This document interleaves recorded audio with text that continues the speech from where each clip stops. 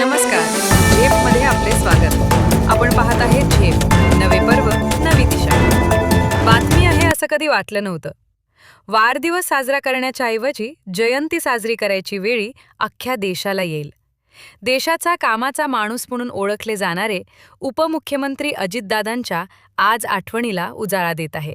प्रिय अजितदादा, दरवर्षी 22 जुलैला आनंदानं साजरा होणारा तुमचा वाढदिवस यंदा पहिल्यांदाच तो वाढदिवस म्हणून नाही तर जयंती म्हणून साजरा करावा लागणार आहे. हे शब्द उच्चारतानाही मन भरून येतं, कारण जयंती साजरी होते ती आठवणींची. आणि आम्हाला तर अजूनही वाटतं तुम्ही कुठल्या तरी दौऱ्यावर गेला आहात आणि पुन्हा बारामतीच्या रस्त्यावर दिसाल. खरं सांगायचं तर गेल्या 5 महिन्यात असा एकही दिवस गेला नाही की तुमची आठवण आली नाही. लोक म्हणतात काळ सगळ्या जखमा भरून काढतो, पण तुमच्या जाण्यानं निर्माण झालेली पोकळी मात्र दिवसेंदिवस अधिकच जाणवते आहे दादा. बारामतीत आजही विकासाची कामं सुरू आहेत, पण दादा, या प्रत्येक कामाकडे पाहताना एकच विचार मनात येतो. हे स्वप्न पाहणारा आपला कामाचा माणूस आज आपल्यात नाही. तुमच्या जाण्यानंतर अनेक कार्यक्रम झाले, अनेक उद्घाटने झाली, अनेक बैठका झाल्या, पण प्रत्येक ठिकाणी एक खुर्ची रिकामी असल्यासारखं वाटलं. कारण बारामतीसाठी विकास हा फक्त विषय नव्हता, तो तुमचा श्वास होता दादा. यंदाचा संत तुकाराम महाराजांचा पालखी सोहळा झाला, टाळ मृदुंगाचा निनाद झाला, वारकऱ्यांच्या जयघोषानं बारामती दुमदुमली.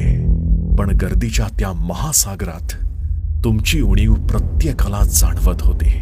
वर्षानुवर्षे पालखीच्या स्वागतासाठी धावणारा, वारकऱ्यांच्या सेवेसाठी तत्पर असणारा आपला दादा आज दिसत नव्हता.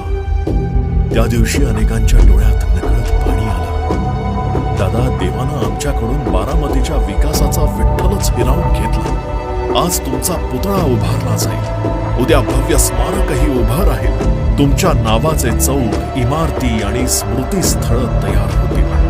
पण या सगळ्यात तुमचा तो हसरा चेहरा, लोकांच्या अडचणी ऐकणारा स्वभाव आणि हे काम झालंच पाहिजे म्हणत झटणारी जिद्द कुठून आणणार? आजही बारामतीत एखादा नवीन रस्ता तयार होतो, एखादी इमारत उभी राहते, एखादा शेतकरी आनंदानं हसताना दिसतो, तेव्हा वाटतं दादा अजूनही इथेच आहेत, या मातीत, या विकासात, या लोकांच्या प्रेमात. दादा, तुम्ही शरीरानं दूर गेला असाल, पण बारामतीच्या प्रत्येक श्वासात आजही तुम्ही जिवंत आहात.